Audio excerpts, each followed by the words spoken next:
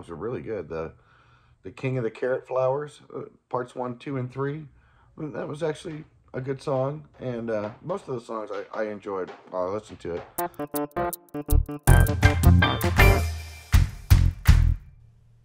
Howdy, howdy, howdy. Welcome to a Thursday Collection Connection, where we're playing that game. It's just an excuse to talk about records. Play the game with my brother, Plastic Eric, from the Plastic Soundwave Cult. He does his videos every Monday. I'm every Thursday. Let's just get right into it. In Eric's last video, he talked about Sgt. Pepper's Lonely Hearts Club Band by the Beatles. So clearly you don't need my take on on that. I'm sure you have a pre-existing opinion, which did serve as a good excuse for me to actually listen to my special edition that was released the 50th anniversary, whatever it was, a couple years ago. I hadn't ever gone in really and listened to the extra tracks and things like that. I didn't get the box set, but I got the 2-disc version. So it was good to have an excuse to listen to that. It's funny that Sgt. Pepper's, as heralded as it is, it probably wouldn't be, it might scrape into my top 5 Beatles albums, but Revolver and Rubber Soul are really where it's at for me. But you don't need me to tell you that perhaps the most iconic thing about Sgt. Pepper's, even more so than the celebrated music, is the album cover. Whole books have been written about that album cover. But for all the verbiage that's been thrown around about that album cover, something, all the speculation, you know, all the who's who and on the covers, one thing that hasn't really been focused in on that much is the fact that the band name, Beatles, is spelled out in flowers in the front. I thought about doing a connection, trying to find an album where the band appeared twice on the cover, or specifically had references to a different band entirely on the cover. But I started thinking about the fact that Beatles was spelled out in flowers and therefore was sort of in the room for the photo shoot. If you know the term diegetic music, that is music in a movie where the characters in the movie are hearing the movie as well. The music that's being played is coming from the radio that the characters are listening to, or they're in a club, or whatever. It's not just us hearing the music, it is the characters as well. That is diegetic music.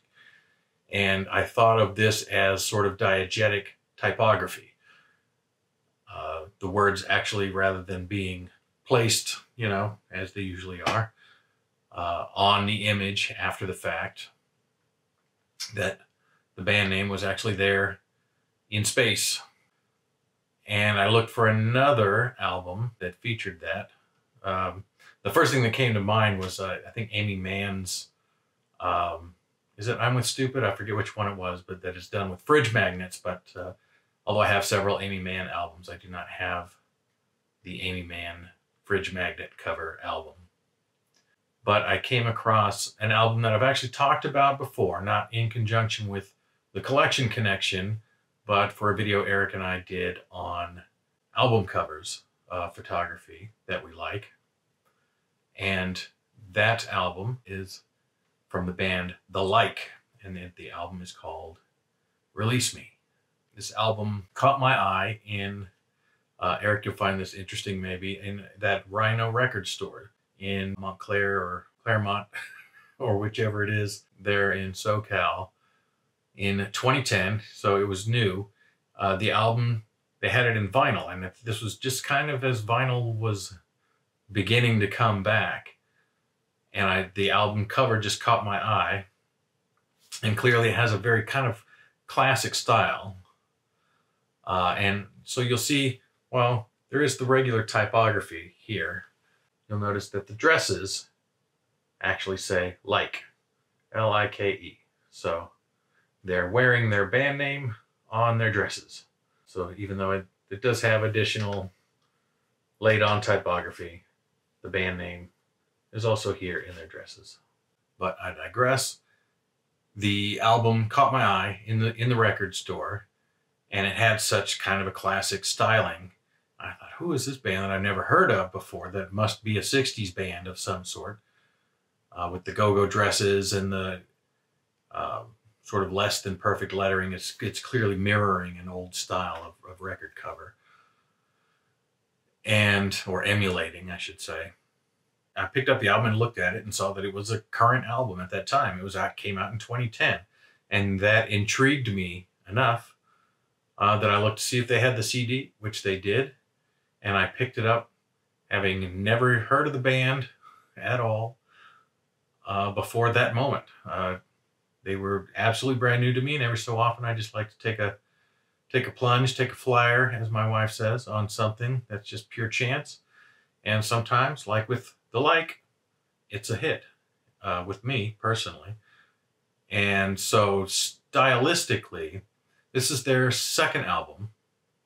It's not stylistically their second album, but as often I start a sentence and think of something else that I should have said to set it up. So this is their second album, and their first album was just sort of alternative music.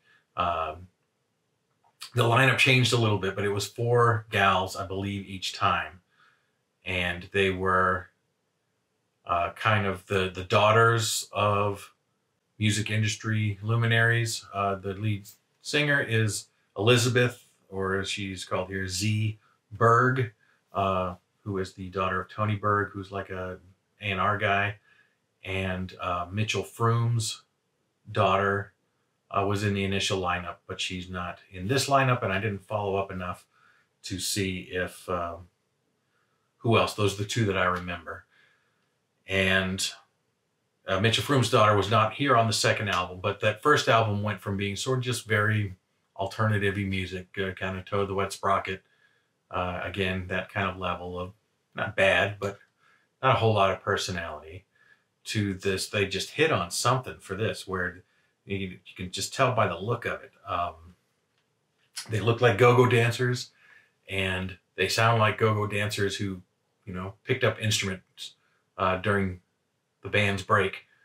The band went off for a cigarette break, and they came on and just started rocking out. So it's got kind of that Leslie, lyrically, it's got that Leslie Gore feel of kind of, it's my party and I'll cry if I want to. Lots of kind of girl drama. Either with other girls, with boys, I'm a bad girl, so you don't want to be with me. He's a bad boy, so I shouldn't be with him. If I have one criticism against the album, it's that that's more or less everything lyrically that the album is about. It's kind of one note lyrically, but there's smart lyrics, and there's also variations on the theme. Yeah, it's very sort of garagey. It's like Leslie Gore if she fronted a 60s sort of fuzzy garage psych band. Very punchy and lots of organ, which makes you think of that. I just, moments ago, looking at it one last time before I started filming here, noticed that it was produced by Mark Ronson, which is a name that would have meant nothing to me in 2010. But we know him these days from a lot of things, I suppose. He's a DJ sort of producer guy. But I think the one that everybody knows him from is Uptown Funk with Bruno Mars. Mark Ronson, who knew? I sure didn't. Till a minute ago, I was like, God damn, I should mention that. But yeah, it's just fantastic. He's Not a Boy was the song that hooked me. And it's the second song on the album. And it is like just super punchy. And the video also is shot in black and white and has the kind of feel of, Andy Warhol films, and is a lot of fun, and they look great, and everybody's dressed cool. But all over. Release Me, the song right after that, has the sort of chorus that makes me think of Tracy Ullman, who also called back to the old style of, Brenda Lee, Peggy Lee, Leslie Gore, those chanteuses of the day in the 60s. And, it was throwbacky in the 80s when Tracy Ullman did it. And here it feels fresh again. And it's a great chorus that Tracy Ullman would have killed for. But you can totally hear her taking a run at it. Fair game in the end. Lots of just short, punchy tracks. Overall, it's a very short album, which, in addition to being released on vinyl then, was sort of predicting that vinyl revival.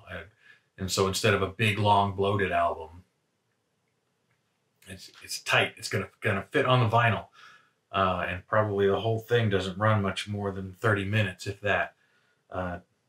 Even though it's 12 tracks, they hit and they run, and it's great. And it makes me sad that they never put out another album. But I did notice actually when I did Broken Bells for a connection the other week that Zeeberg showed up on After the Disco doing some background vocals. And I have seen that she has put out a few solo things. I think maybe has just recently maybe come out with her first solo album, but has been releasing sort of singles, single/slash EPs for a few years now. But I haven't had a chance to listen to any of those.